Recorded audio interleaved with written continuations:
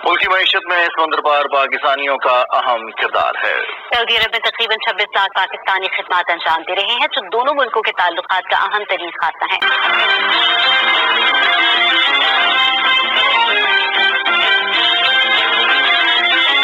दुनिया के मुख्तलिफ मुल्कों में मुकीम 80 लाख से ज्यादा पाकिस्तानी हमारी बहुत बड़ी ताकत है।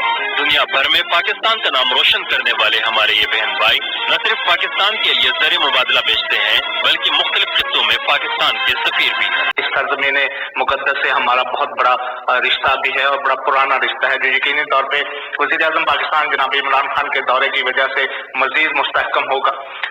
इसके साथ साथ जो हमारे तजारती मामलात हैं और मुख्तलिफ दीगर अहम जो शोबे हैं उनमें अब तावन बढ़ने जा रहा है। ये पहली बार है कि किसी भी वज़ीर आज़म ने सऊदी अरब समेत मुख्तलिफ मुल्कों में पाकिस्तान के सफारत खानों की जानिब से अपने शहरियों के साथ बर्ताव का नोटिस लिया है।